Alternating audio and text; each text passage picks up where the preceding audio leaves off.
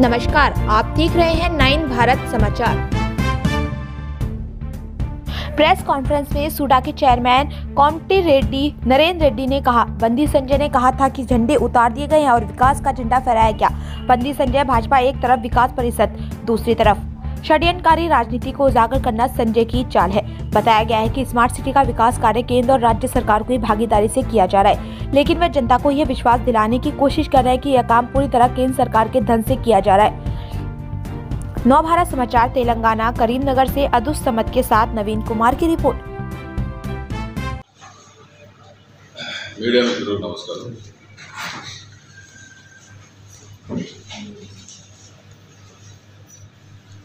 నిన్న మొన్న గత 2-3 రోజులుగా భారతీయ జనతా పార్టీ ముఖ్యంగా కేంద్ర సహాయ మంత్రి మంత్రి సంజయ్ కుమార్ స్మార్ట్ సిటీ పనులకు సంబంధించి కావచ్చు, అభివృద్ధి సంబంధించినటువంటి కార్యక్రమాల్లో ఏదో ఒక మంచి మెసేజ్ ఇవ్వడానికి ప్రయత్నం చేసినట్టు, అతనికి ఈ కరీంనగర్ అభివృద్ధి మీద కానీ ఈ కరీంనగర్ ప్రజల మీద అమితమైనటువంటి ప్రేమ, ఒక్కటేసారి జ్ఞానోదయం కలిగినట్టు మాట్లాడితే నేను కొంతవరకు నిజమేమో, 5 సంవత్సరాలు ఎంపీగా చేసి 1 సంవత్సరంగా కేంద్ర మంత్రిగా ఎంపీగా ఉండి జ్ఞానోదయం కలిగిందేమో, మరి ఎట్లా ఏమన్నా జరిగిందేమో. ఆయన మాట్లాడింది ఏంది, మీడియా సమక్షంలో మాట్లాడాడు. జెండాలు పక్కకు పెట్టినాం, అభివృద్ధి ఎజెండాగా పనిచేస్తున్నాం అని చెప్పి మాట్లాడాడు. మేము అనుకున్నాం ఇవన్నీ కూడా అభివృద్ధికి సంబంధించినటువంటి కార్యక్రమాలు కదా, అధికారులు ఏర్పాట్లు చేసుకొని చూసుకుంటారు, మనం అభివృద్ధి విషయంలో మరి కలిసి ఉండాలనేటువంటి ఆలోచన ఇది మంచిదే అనేటువంటి మా ఉద్దేశంతో మేము కూడా భావించాం. కానీ ఏం చేసిండు, భారతీయ జనతా పార్టీ సమావేశాలు ఏర్పాటు చేస్తే, వాళ్ళ పార్టీకి సంబంధించినటువంటి సమావేశం ఏర్పాటు చేస్తే ఏ విధంగా అయితే భారతీయ జనతా పార్టీ జెండాలు, ఏ విధంగా అయితే భారతీయ జనతా పార్టీ హోర్డింగ్లు, ఫ్లెక్సీలు కట్టుకుంటారో ఆ విధమైనటువంటి ఏర్పాట్లు చేసుకుంటారు. ఆయన నోటితో అన్నాడు అభివృద్ధి విషయంలో జెండాలు అవసరం లేదని.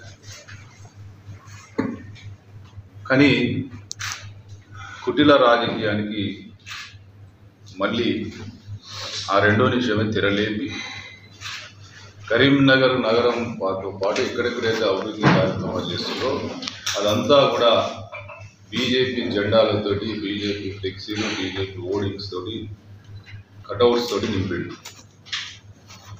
అంటే నీ చిత్తశుద్ధి అంతా కూడా ఏ విధంగా ప్రజలను బీజేపీ చేస్తుంది, ఇదంతా కూడా బీజేపీ వల్లనే జరిగింది, కేంద్ర ప్రభుత్వం వలన ఇవన్నీ అభివృద్ధి పనులు జరిగినాయి అని అనిపించుకునే ప్రయత్నంలో తప్పుదోవ పట్టించే కార్యక్రమం చేసి దాన్ని సఫలీకృతమైన అనుకుంటా ఉన్నాం.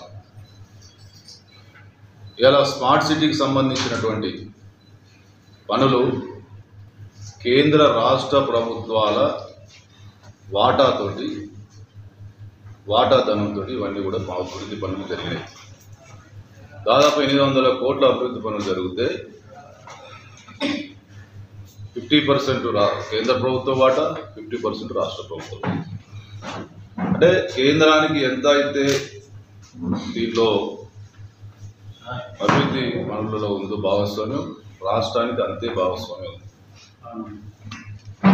కానీ దీన్ని అంతా కూడా తప్పుదో పట్టించే ప్రయత్నం చేసి, కాబట్టి మేము ఒకటే చెప్తా ఉన్నాం, నీ చిత్తశుద్ధి ఏందో ఇవాళ స్పష్టంగా కనిపించింది. నీ చిత్తశుద్ధి కుటిల రాజకీయము, కుట్రలు, ప్రజలను తప్పుదోవ పెట్టడం, ఇది మీకు వెన్నెతోటి పెట్టిన విద్య. దాన్ని మళ్ళీ ప్రదర్శించాం. గత 5 సంవత్సరాలుగా కేంద్రంలో మీరు, రాష్ట్రంలో బీఆర్ఎస్ పార్టీ అధికారంలో ఉంటే కేంద్రంలో ఉన్నటువంటి ప్రభుత్వంలో నువ్వు ఎంపీగా ఉండి ఏ ఒక్క రోజు కూడా ఆ రోజు ప్రతిపక్ష పార్టీగా మేము స్మార్ట్ సిటీ పనులలో అవినీతి జరుగుతూ ఉంది, దోపిడీ జరుగుతూ ఉంది అని చెప్పి మాట్లాడితే ఒక ఎంపీగా ఏ ఒక్కరోజు కూడా సమీక్ష చేయనోనివి, ఏ ఒక్కరోజు కూడా మాట్లాడనోనివి. ఇవాళ తుది దశకు రాగానే ఇక మేమే మొత్తం చేసాం, కరీంనగర్ అంతా మేమే సుందరీకరణ చేసామని చెప్పి ఇవాళ కరీంనగర్ అభివృద్ధిని నేను ప్రదాతగా చెప్పుకునే ప్రయత్నం చేసాం. కాబట్టి ఒక్కటే చెప్తున్నాం, బండి సంజయ్ కుమార్ గారు మోసం చేసుడు, మభ్య పెట్టడం, అవకాశవాద రాజకీయాలు చేయడం ఇవన్నీ కూడా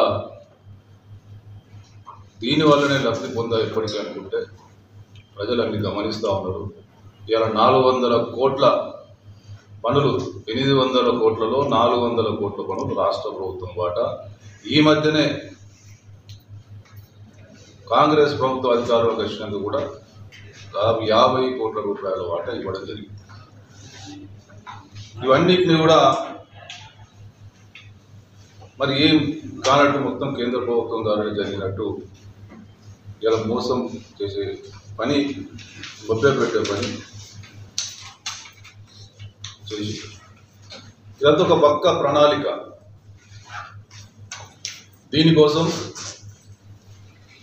తిమింగలాలను, ఆ తిమింగలం